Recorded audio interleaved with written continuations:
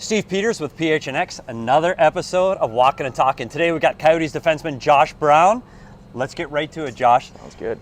It's coming up to the end of the season. A lot of highs and lows this year for this team. What was it like for your first season here in Arizona?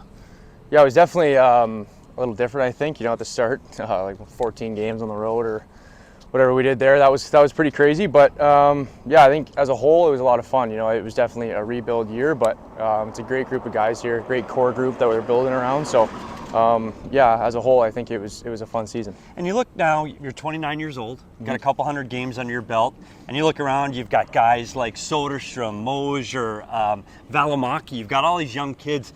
Has your role changed a little bit? Are you more of a mentor on the back end now?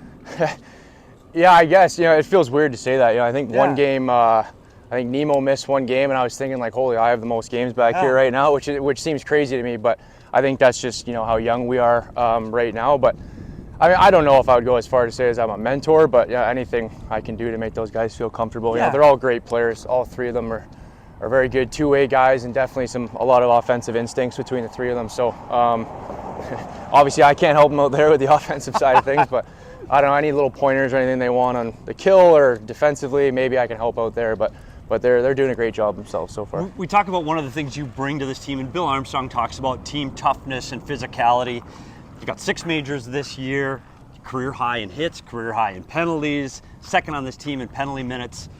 Do you feel like you're a protector and kind of like a big brother to some of these young players too out there, that you've got to help defend some of these kids? I think so, yeah. I think that's always kind of been a part of my role. I definitely don't like it when other teams come in and think they're going to be able to run around and try and hit our guys and take cheap shots against especially our skill players. So yeah, I think that's definitely a part of my game. Just being physical, sending a message when I can, and yeah, standing up for my teammates. Okay, that's it for the Twitter version. Catch the rest of the interview on our YouTube channel, on the PHNX YouTube, and we're going to keep this interview going. It might ask about Star Wars. The other thing we talked about right now, do you know you lead this team in block shots per game? And you look at how the skill level and the ability of these players that you're playing against every night. Put us in your skates when you're barreling down McKinnon, McDavid, and they're getting ready to take a shot. What the hell goes through your mind before you get down to block those shots? Yeah, just it's really kind of being on the same page as the goalie. You got to just try and take away his back shoulder for him so that he gets anything short side, especially on the kill. That's kind of what goes through your head. But obviously, like you said, there's some great skilled players out there. Last game I missed a block, and Jared McCann got one through me for his 40th. But do you worry about getting hurt? No, I don't think so. Doesn't go through your mind? I mean, I have been hurt before from block shots for sure, but it's just part of my game. I think you got to just kind of suck it up and get down and help the team out any way you can. That's unbelievable. And we talked about your offensive side of the game. By the way, career highs in shots this season.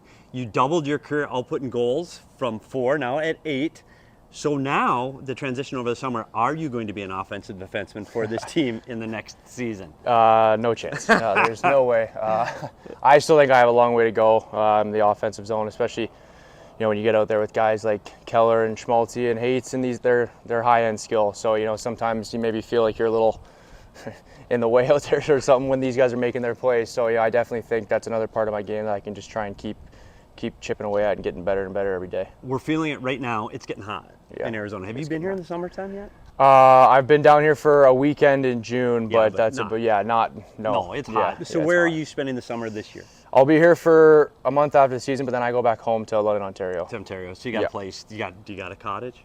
We have a family cottage, which is in Sauble Beach, which is always great to get up to, but not my own personal. Not a cabin, it's a cottage, because Canada. It's Canadian. Yeah, exactly. So that's where you're going to train this summer? You'll train in Ontario, you'll get on the ice there, and start preparing for next year. Absolutely.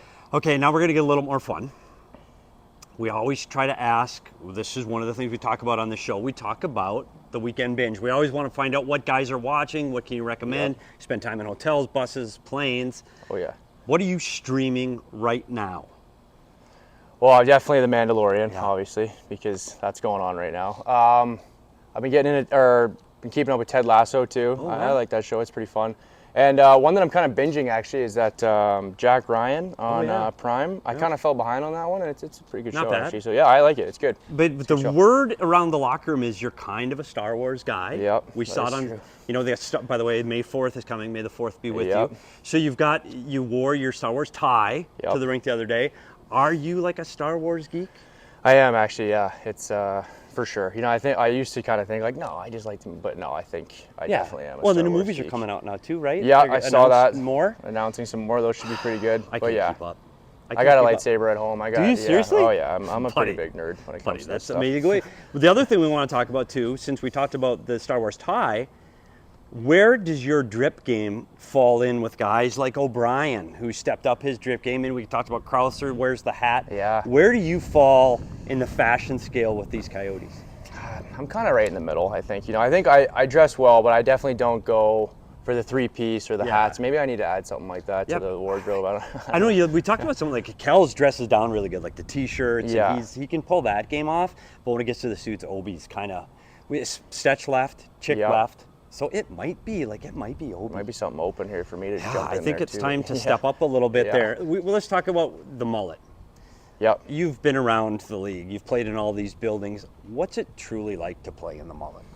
Yeah, it was definitely. I mean, it's an adjustment because we're so lucky that we get to play in front of how many thousands of people most nights. But I think it's a lot of fun. You know, it's a more intimate setting, if you will, and the fans have been great. You know, to their credit this year. So it's been fun, and I think it worked out well for us. You know, I think we had a pretty good home record for the most part this year. So I mean, it was a lot of fun. I think the team did great with what the situation was at hand.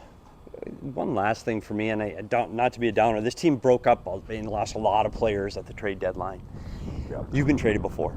And when this trade line came, did you think there's a chance I'm out of here? Does that worry you every trade deadline? Does that come up in through your head, or just don't worry about it? It definitely comes up. You know, it's hard. You know, we all have social media. You accidentally see something and then you start thinking about it. But I think you got to just kind of let it go someplace in the back of your mind. You know, you can only control what you can control. So if you get shipped out, then that's unfortunate. But you know, it is a part of the game. You know, we're lucky enough to make a living doing what we do. So if you get traded, then yeah, it sucks. But I mean, we're still pretty lucky. The reason I bring it up, and I've always said, I'll say to people's faces, when the trade deadline came up, I said the most tradable player on the Coyotes roster was you, because of all the little things that you do extremely well, how well you defend, how well you kill penalties, how physical you can be, and you can play a role in anywhere in the lineup for a really good playoff team. So I did say you would probably be most likely to be traded only because how well you were playing. As a fan, thrilled to see you here, because I think you do all of those little things that people don't notice in a game, like blocking shots, good stick, good in the corners. So thrilled that you're here. Can't wait to see what you do next season, and thanks for taking the time today. Yeah, thank you. Appreciate it. A lot of We'll fun. see you next time on Walkin and Talkin. We'll be here on the PHNX YouTube channel right after the game tomorrow night against the Vancouver Canucks.